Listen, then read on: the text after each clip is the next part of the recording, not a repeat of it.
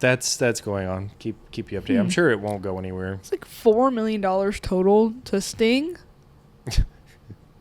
Just take him out to dinner.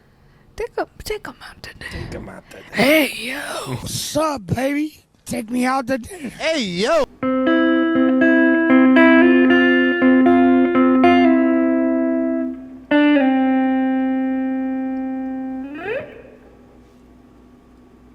Hey, howdy, hey, good morning, good afternoon, and good evening. Welcome to Mike's Monday Jams, the official podcast for music appreciators everywhere. Today we're going to be talking about the song Say Goodbye to Hollywood by Billy Joel. Let's get it. Life is a series of hellos and goodbyes. I'm afraid it's time for goodbye again. Say goodbye to Hollywood. Say goodbye, my baby. Chilling on the couch today. It's We're on the Monday, couch. September 8th, using new proper handheld microphones that made their first feature in the Oasis vlog. Oasis, bro. Oasis. So, shout out to our top contributors, your parents. They're our number one. They are our Patreon. Yes. EC and MC on the track. We have a lot of news to discuss with y'all, but kicking us off is an odd one. I suppose it was Korn. Vulgar warning. Vulgar warning. Yes. NSFW. We didn't do it. We No. didn't do it. It was Korn and Disturbed on a double bill tour, No, I don't think it was Disturbed. It was Korn and somebody else. and some other.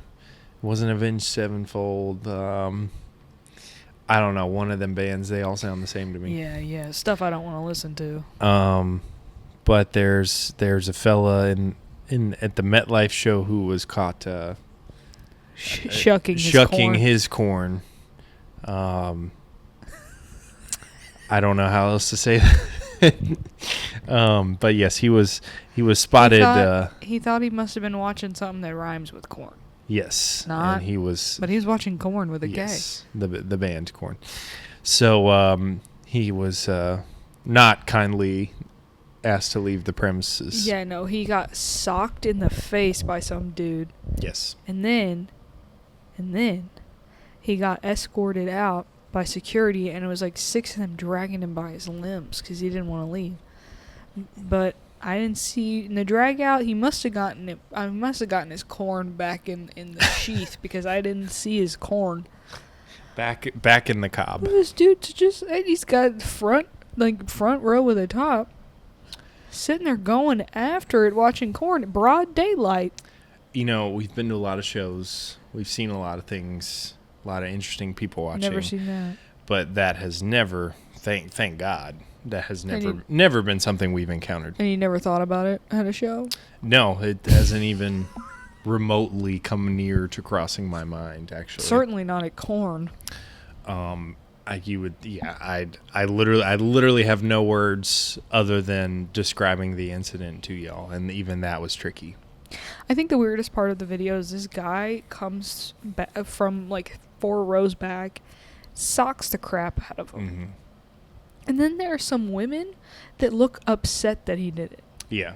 And it's like, bestie, you should be cheering him on. Bam. He's defending you from this creep. Mm-hmm. Very weird. You know, I've always thought I'm really a music person. Obviously, we talk about it once a week in front of a camera, and I've always derived a lot of enjoyment from. But not that type. Not even close. not even a 0.1%. not even. It's probably for the best. So yeah. Okay, that's the only NSFW warning. But next up, Sabrina's new album came out. Man's Best Friend. What do you think? Emma wanted to make sure she had a review segment for Well, the yeah, top I knew here. that y'all were waiting on it, and I hadn't had the time to listen to it, so I made sure to listen to it earlier today. I like it fine. I don't like it as much as Short and Sweet. Short and Sweet was like, oh my god, like, wow, this is so good. This one is much more repetitive. Like, all the songs sound much more similar than the songs on Short and Sweet did. Mhm. Obviously, like, I'm not saying the Short and Sweet songs are particularly unique, but they're more unique than these. But that doesn't mean that I don't like it. Yeah. I just don't like it as much. Oh man, my phone's not over here. Can you bring up can you bring up the track list so I can tell all of our dedicated viewers my favorite songs? I don't remember. The track list of Man's Best Friend loading. Man's best friend. Man's best friend. I have gotten probably upwards of 30 emails about Man's Best Friend because when I got you Wow. the Short and Sweet vinyl, it must have added me to Wow. Sabrina's fan club, and she's made like 3 or 4 different alternate covers for this Well, album. yeah, originally it was because people, didn't like the cover. Yes. People are like saying it's like she's like anti-feminist for this. It's like, no, bestie, like you don't get it. Songs I like the most. Tears, I think that's like the taste of this album. I think it's like the next single. Mm-hmm. When Did You Get Hot? I liked, and I liked House Tour. Mm-hmm. Those would be my favorites so far off first listen. I mean, Man-Child is fine. It never hit with me like Espresso did, Mhm. But it's cute and all. What's interesting to me is it's been out for a week and a day at the time we're recording this, and every song on the album, at least on Spotify, has at least 16 million streams Wow. in a week. That is some star power, Miss Carpenter. That is a lot. So, lots of attention there. The next couple of pieces we got a lot of news today, a lot of gossip stuff. Well, So Mike asked me for news, and I had things to tell him. you had a lot this week, so you're gonna have to help us out with these next couple. I'm of points, carrying but, the news segment. But we're starting next with we go to Katy Perry. You have some Y'all, I some think tea to Katy spill. Perry is sleeping with Justin Trudeau, which is crazy. First off, I think she just finalized her divorce from what's his face, Orlando Bloom. Sure. She's not still with Russell Brand, right? No, that was a long decade time ago. I thought, right? Okay, yeah, no, she was married to Orlando Bloom, Mm-hmm. who's hot. So like, why are we getting divorced from him?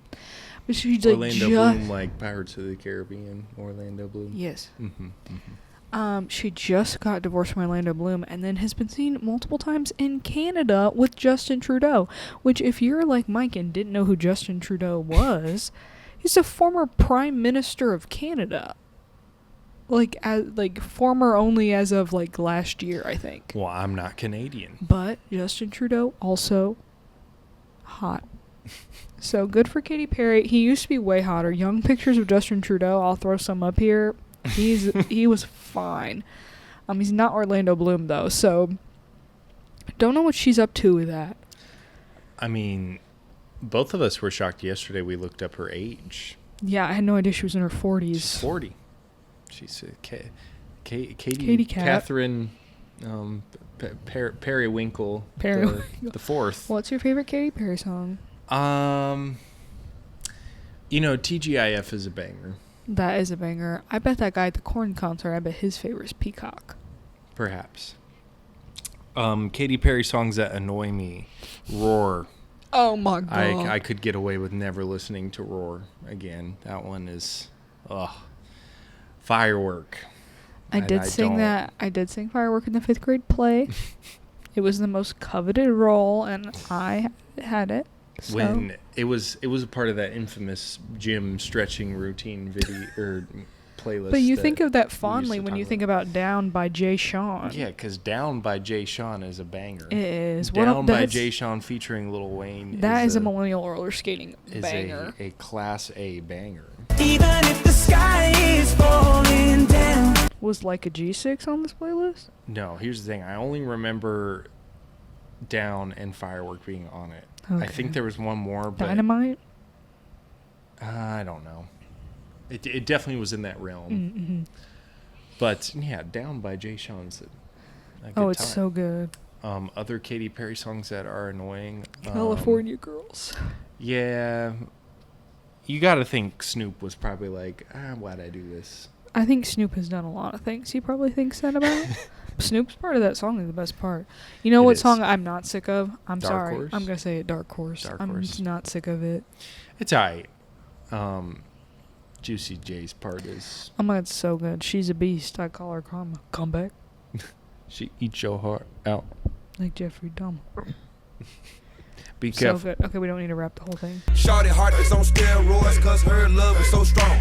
And then the next piece you're gonna have to carry us through. This is the something- best. Something This about, is the best piece of This is the best. I didn't save it for last, so this is tough. Oh, well, that's on you.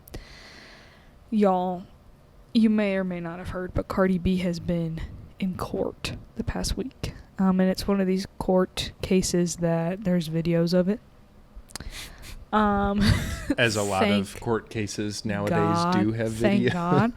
Well, it's like, sometimes they why you get the court drawings is because like sometimes the judge orders them. You mean like of the actual courtroom? Yeah, not videos about it. I thought you meant like okay. I was like, we're in a digital age. No, I'm no. like, I mean, most I've court seen the cases videos are- of Cardi B in court. Courty B. Courty. Courty B. She's in court. Court EB. Anyway, she's in court, and I was like, "What the hell? Why is Cardi B in court?" I'm thinking, she's Cardi B. I'm thinking I have some thoughts about why she's in there.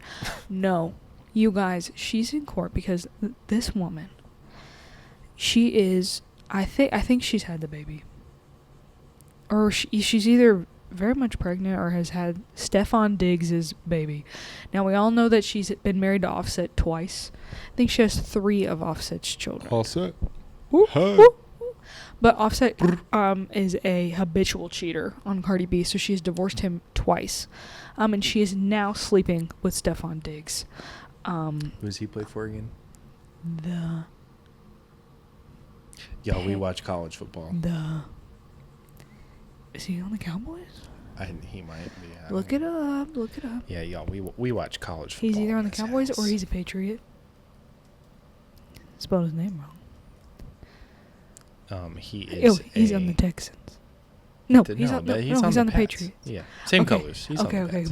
we're good. Sorry. Stefan Diggs' revival could completely change the Patriots' 20-25 chances. Good luck, brother. You think Drake May is gonna meet Cardi B?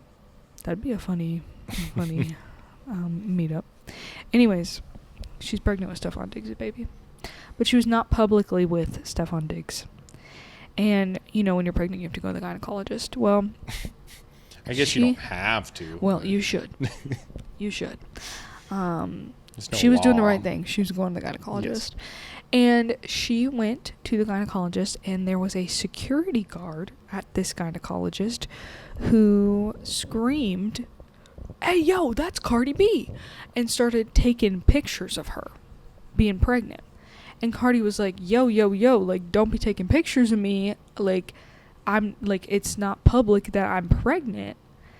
And the woman was like, I can do whatever I want. Like, but she's the security guard at the gynecologist.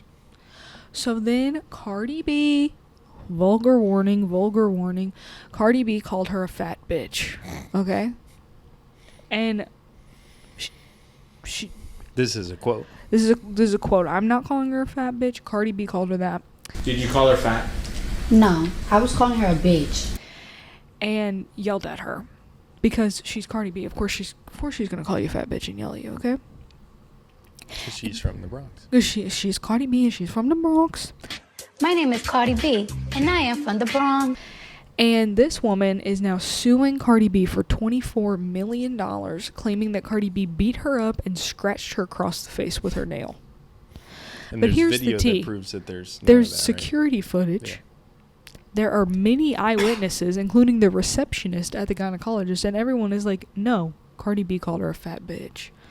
And then, and the prosecutor is like, why did you say that to her? And Cardi B goes, like, points at her in the room and goes, well, look at her.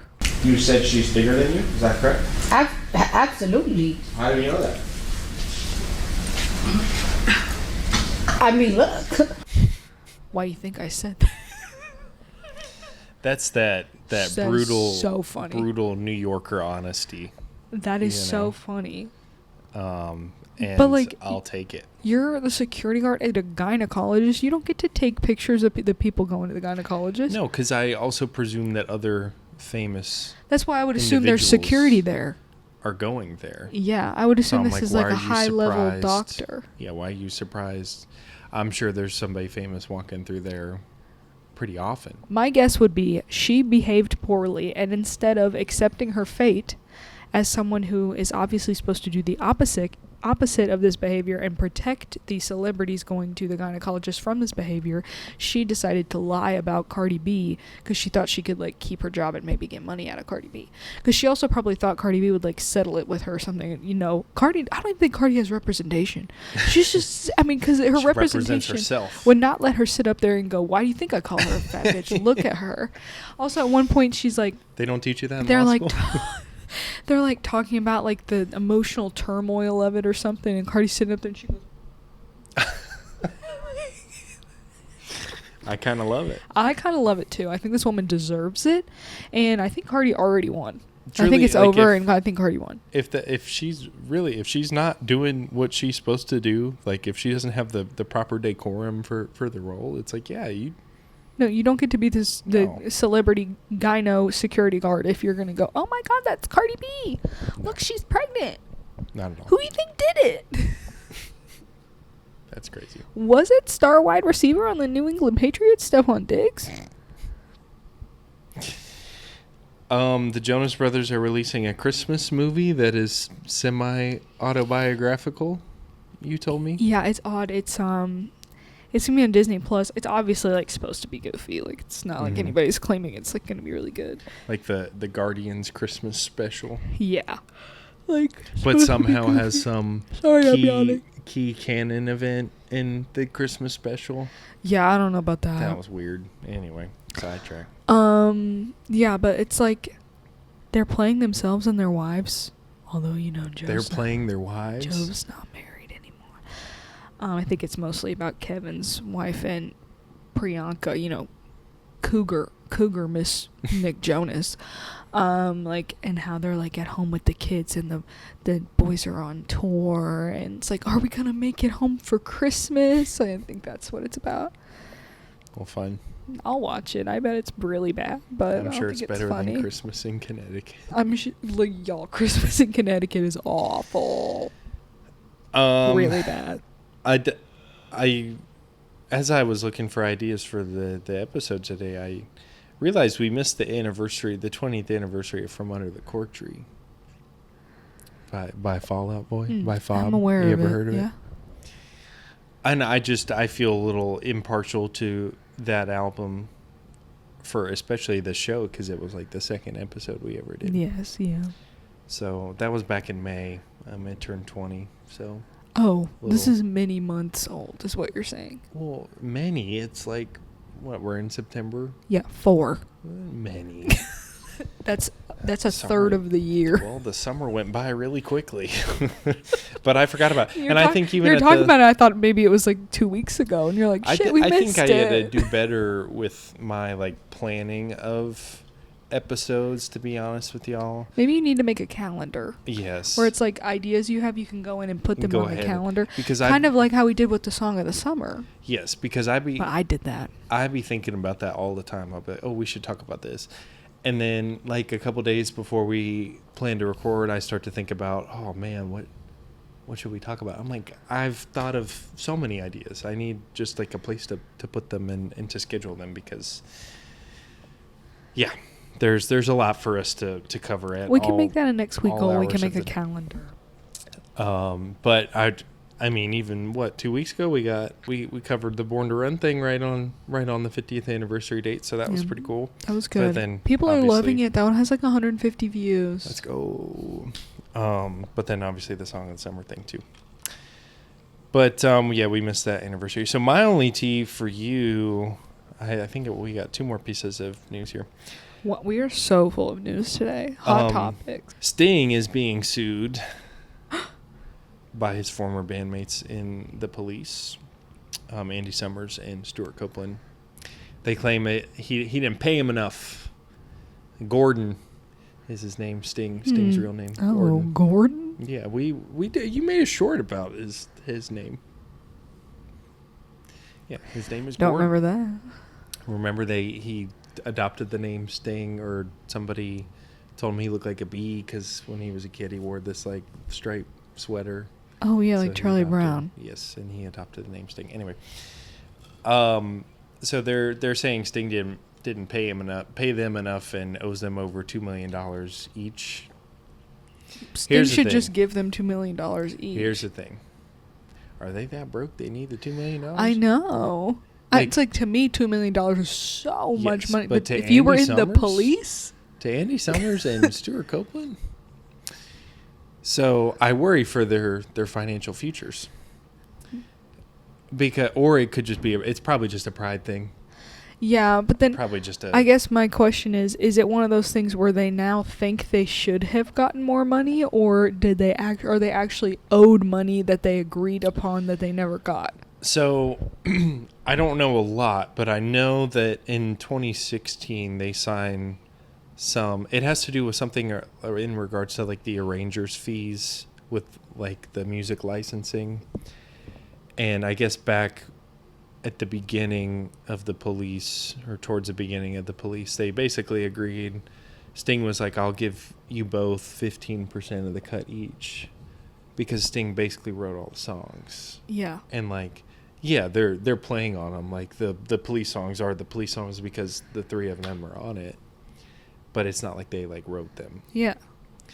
So, and occasionally they have it's not like Sting's writing the drum parts or Yeah. that sort. So they have their own sort of creative thing on it, but they decided 15% for each of them being Andy and Stuart, and Sting would get most of it.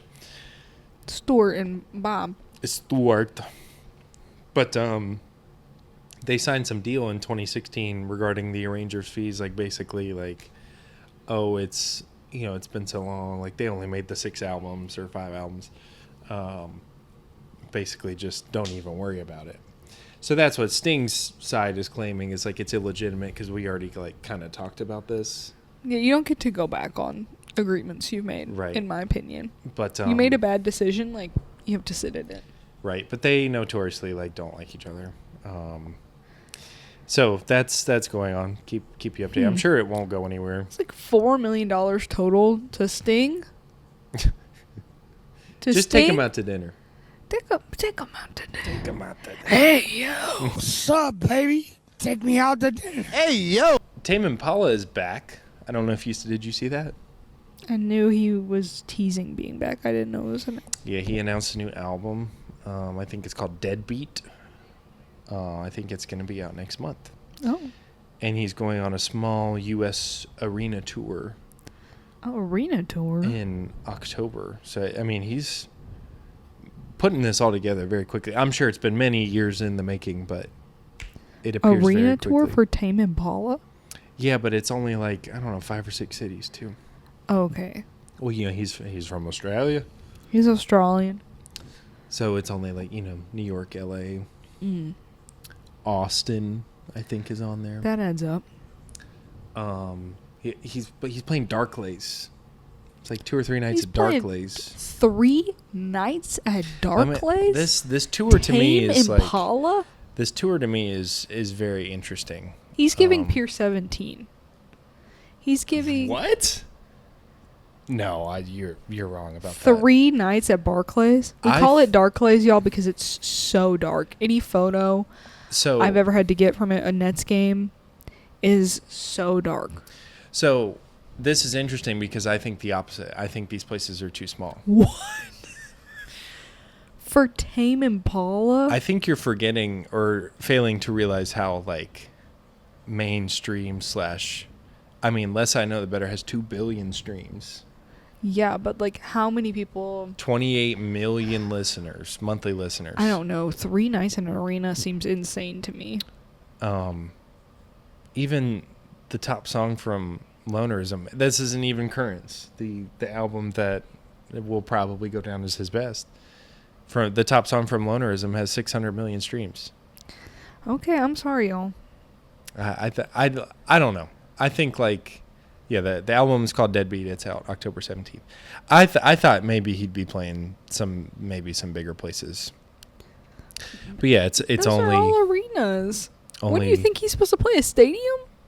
I don't know, maybe or What? like fields.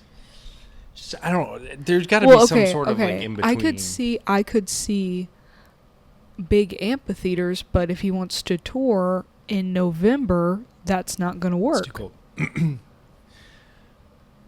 Does this decide? So for the past couple of weeks, we've having the debate about what's the fourth city. I think it's like a viral thing right now. Everybody's talking about it. You know, like what's the fourth American city? You know, obviously 1 and 2 is New York and L.A. 3 is Chicago. Yeah. What's number 4? I've determined, unfortunately, I think it's Miami. It's probably I Because think we're not talking about population. We're not talking about physical size. We're talking about like notoriety. Yes. So like you're thinking about basically like what would people from the rest of the world think, and I think it'd be Miami. But this, according to this would dictate maybe it'd be a tie between Austin, San Diego, and San Francisco, basically. No, wrong. I think Definitely not Austin. It's between Houston, Miami, and Washington, D.C. It's got to be one of those 3. But I think you got to put Dallas over Houston. I think you're the only person that thinks that. I think you could put Dallas in the top 10. Top 10? Yes. Dude. Like, it's just like The it's the same Cowboys with are the calling, number like, one sports you franchise in might the be world. thinking, yeah, but what else is in Dallas? And a really big airport. Luka Doncic was. A really big airport. So that's Tame Impala. But this episode, we're not talking about Tame Impala. We're talking about Turnstiles. One of my favorite collection of Billy Joel songs. The album that was released in the mid-'70s. For a couple of reasons. It's perfect for the summer to fall transition. And sonically at least. And I think that at least where we are, the leaves are already starting to change color. Like Yeah, this a little is bit. I looked out the window and I was like, oh my God, there's this like really big tree that we can see out the window. And I was like, oh my God, I think the leaves are turning on that tree. This is the first day I've been like, all right, fall is starting. It's fall, y'all. Even though I don't Don't think. talk to me till I've had my PSL. When does fall officially start? It's The like in 21st. Yeah, that's right. So this is perfect, at least for us sonically. You know, for those down south, it might take a second. We've been watching in the new Billy Joel documentary on HBO, and So It Goes. But there's 6 hours of it. It's so long. Yeah, we're only like an hour and a half through it. But we at least made it to up until this part. I think this is like exactly where we have a TV problem. We fall asleep. Where we stop watching. We also just watch a lot of sports. So many sports. But we're actually like missing out on watching sports right now to record the podcast, so y'all are lucky. This episode will also make the cover band from Step Brothers very upset because there's no 80s Joel going on here. We strictly do 80s Joel music, sir. But I'm not going to talk too much about the artist himself today. We've covered him at length. I've never heard of Billy Joel. In other episodes. But in this particular era, we catch him being very burnt out with LA. He moved out there for a couple years in the early 70s to try and get like some massive record deal and just like make himself a known presence in the music world. But even in the documentary, they talked about how like he wasn't really fit for the LA scene because he is so like New York. There's even the point where he's fighting with the label. He's having to play in the clubs as Bill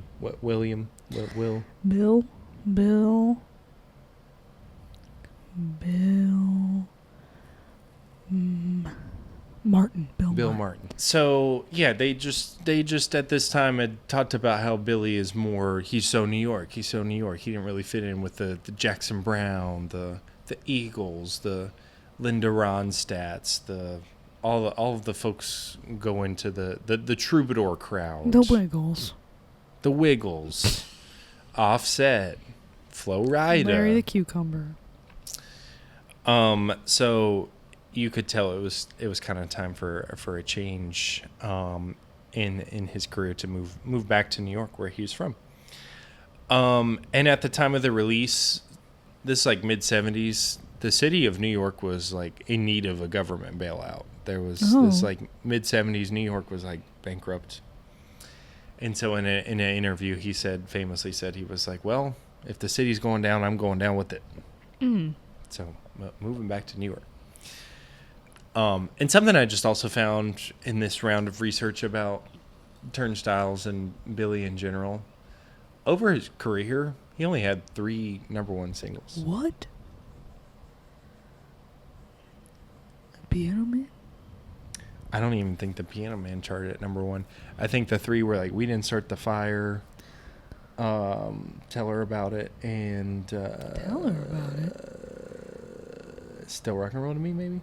Oh, they were definitely all 80s, Joel. The 3 were 80s, Joel. Ryan started the fire. Yes. Ryan started the fire! Which makes sense because I don't think he really got a lot of popularity until the 80s. You know, like The Stranger sold well. It got attention. Stop turning. It got attention, but it wasn't like he was breaking out in a lot of mainstream success until the 80s, it seemed like.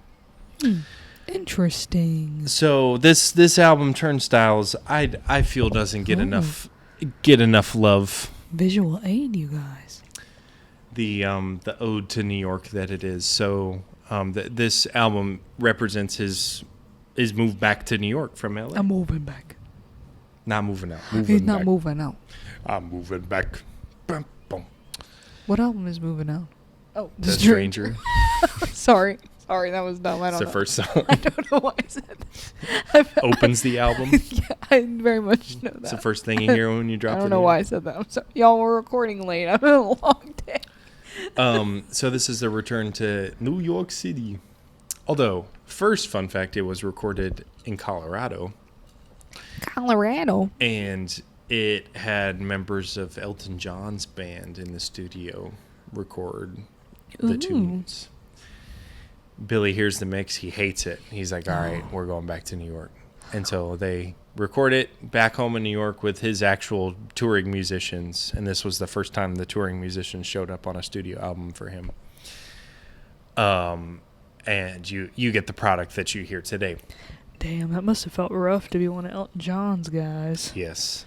But I feel like that's even more perfect for Billy in this, like, triumphant return to New York. It's like, of course those guys weren't good enough for me. They weren't, like, my hometown guys. So it comes out on May 19th of 1976. The cover is in the Astor Place station, subway station in New York City. It's on the 456 line near NYU. And a fun fact about the cover is Billy said that every person featured on the Turnstiles cover represents one of the songs. Oh, that's fun. So for today's song, "Say Goodbye to Hollywood," it's the fellow in the back right with the sunglasses and the leather jacket. Okay, fun. My question: who made his eyebrows look like that? Not sure. I don't think there's a. They don't look. That doesn't look right. I don't think there's a credit on the album notes for. Yeah, they were they were eyebrows. hiding from that. They were hiding from that credit. So, very cool cover that people are kind of representing the songs on the album. I like that. I liked it. It gained some more popularity. One, he makes the song "New York State of Mind" is still like a anthemic thing for the city and for the state. Sorry, I'm getting comfortable. But Barbra Streisand had covered it in '77, a year later, and then like more people started to take attention to Billy Joel. In addition with the release of "The Stranger." But there's lots of variety on this album. Billy has often talked in interviews how he doesn't like to be in one box. But you think about a song like this one, "Say Goodbye to Hollywood," and then stack it up next to one like "All She Wants to Do Is Dance." Like those are two very, very different songs. So he was a fan of blending in a lot of different styles of jazz rock. He raps on this? No, it's jazz rap. Oh. No. Like maybe like jazz, scatting. rock, blues, all that good stuff. He was also classically trained on piano, so you hear a lot of like classical elements as well.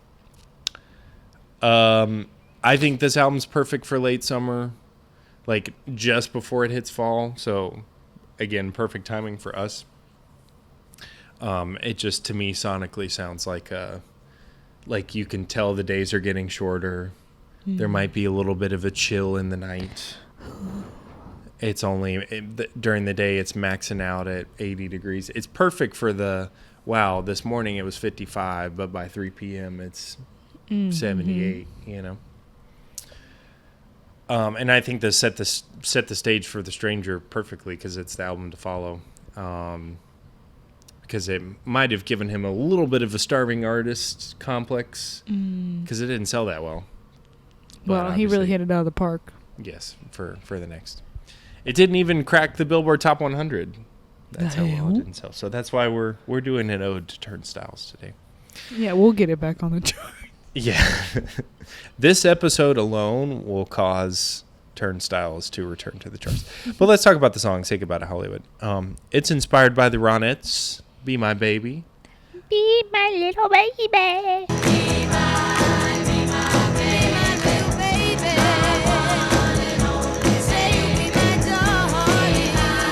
I'm sure if you stack both of the intros up together, you could get them confused because again, it very derivative. Not even derivative. Some might say copying. Well, are they like credited in it? I believe so. Okay, then it's an homage. Yes. I think I've talked about this on the podcast before, but I think people nowadays like can't understand that concept. What, an homage? Yeah, like they think it's copying. Fair. But it's not. Like, if you acknowledge that you did it on purpose, then it's not copying. Yeah. Noel Gallagher's like, I stole this shit from John Lennon. You're like, yeah, we know, brother. It's like, but it's because he likes him. It would be different. It's different if you do something and then you don't acknowledge that it sounds like something else. Yes. And you don't, like, you're an homage is like you're doing it because you like it. You want more people to like it. Yes. It's like you're an amplifier. Yes. Unlike, like Olivia Rodrigo had all that drama about Good For You sounding like Misery Business. And like Took her a while to budge on that one. Yeah. Yep. And like she quietly put Paramore as writers on the song instead of being like, no, like I love Misery Business and I wanted to write a song that sounded like it. Because who doesn't love Misery Business? Because that song rocks.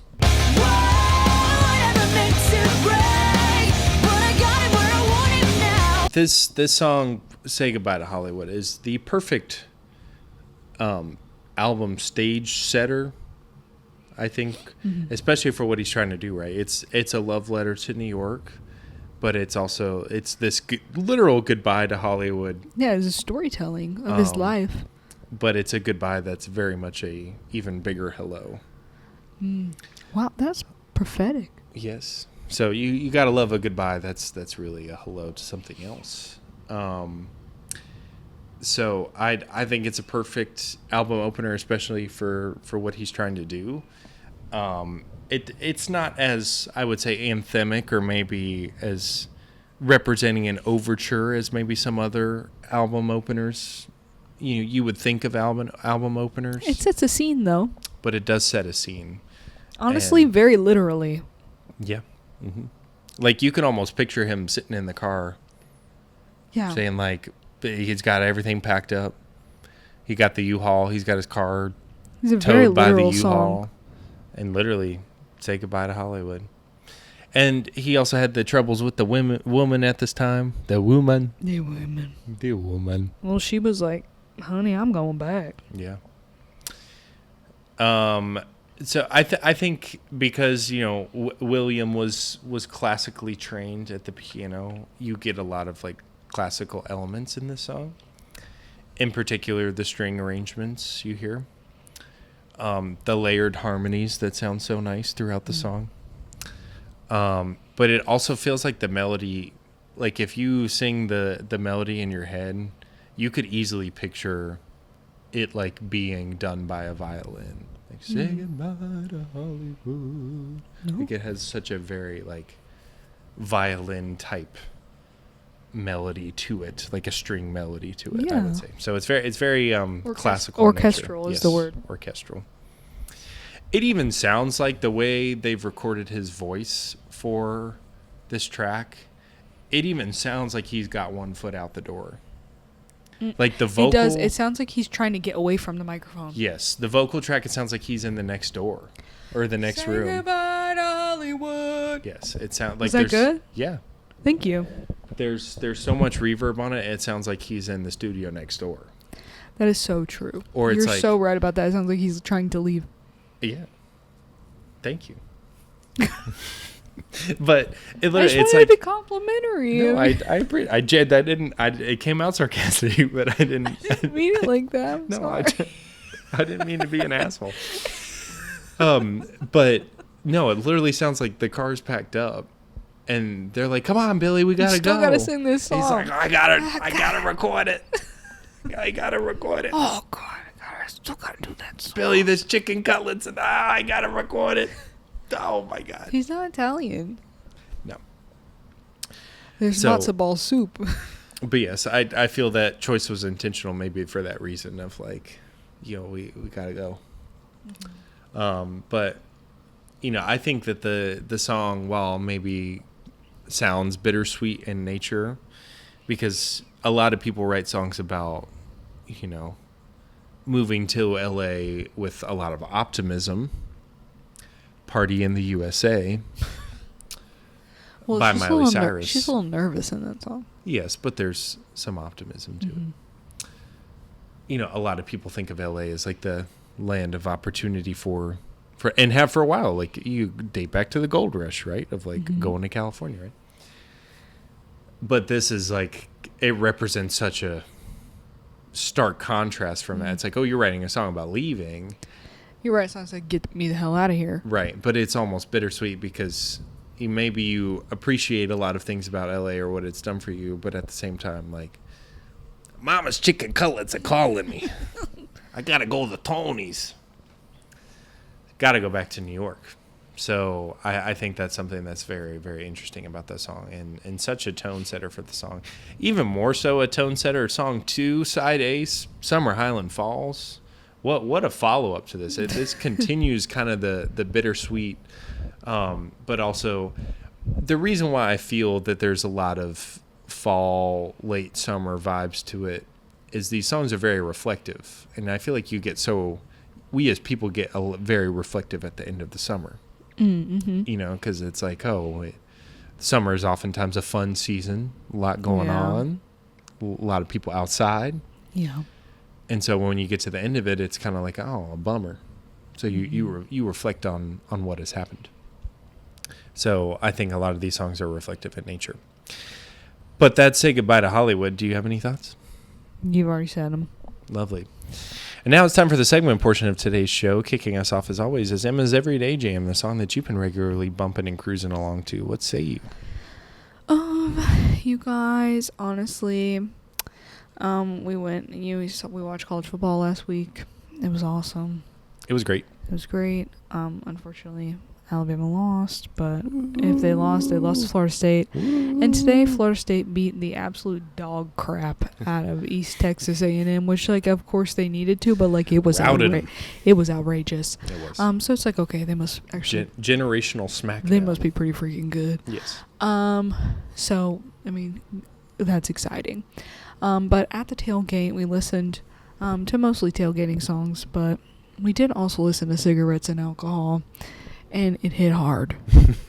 It hit hard, and I've been thinking about it, so I'm going to make that my everyday jam. 'Cause when it comes on top, you gotta make it happen.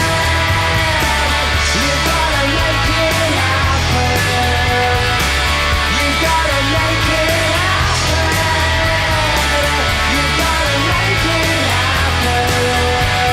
Now it's time for our Major Minor Chords, the segment of the show in which we discuss our respective highs and lows for the week. What you got? My minor chord is that today was really stressful. But my major chord is that it's stressful because college football's on, and college football makes the air crisper, makes the sunshine brighter. Makes your lungs fill up a little easier. Yeah, life is better all the way around. So that's what I got. I don't particularly have any minors, so I will rock with the majors. Of course, it's nice that FSU is coming off 2-0. We've already got the same amount of wins we did last season. Yeah. And it's only the first week of September. So that's awesome. Question for you. Mm-hmm. Is that boy from, did he go to Lausanne? Is he still a quarterback on the team? Brock Glenn, yeah, he scored today. Oh, he played today? Sure did. Mm-hmm. Okay. I think FSU had 4 quarterbacks involved with touchdowns today. That's awesome. But Brock Glenn, yes, is the Brock Star from Memphis, Tennessee, is still on the lineup for the Noles. Okay, good. That's good to hear. So yeah, the major's definitely college football for sure. You just can't beat it. Mm-mm. You just can't beat it. It was so nice. We were recording on Saturday, y'all here, and you just can't beat sitting on the couch all day watching it. Just can't beat it. Reese Davis waking you up in the morning. Oh, so perfect. And last but not least, it's time for our honorable mentions. The songs that almost made the cut or follow a similar rhyme or reason to today's episode. And starting us off is the aforementioned Summer Highland Falls. Would have been today's Monday Jam, but it has already been one. And not the one that in the podcast era, but it is perhaps my favorite William Joel song, other than perhaps our first hit song, Vienna.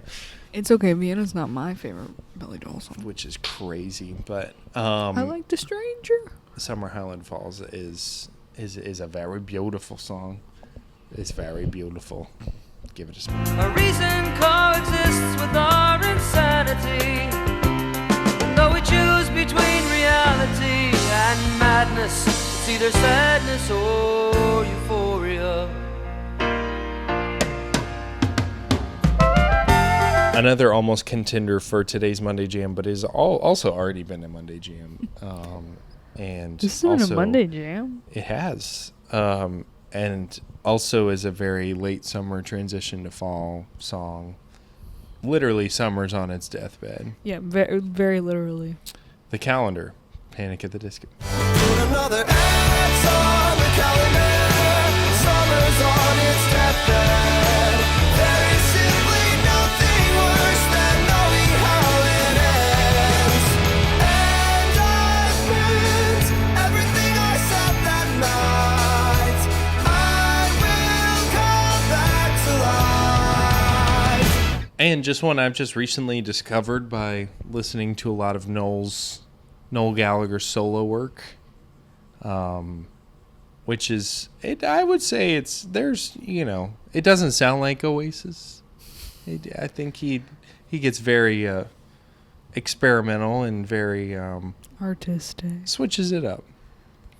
But Heat of the Moment is a great one, and one that I've been blasting in the car and at work. It's a good sing along one. So yeah. The more that you want it, the more that you need it. I know that you'll be by my side. The heat of the moment when the thunder and lightning come. I know that you'll be by my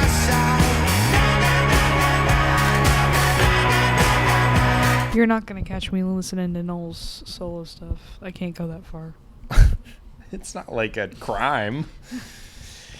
That's going to do it for us this week, folks. We appreciate the like, follow, comment, share, subscribe, listen, all of that good stuff. And we shall see you next week. Bye.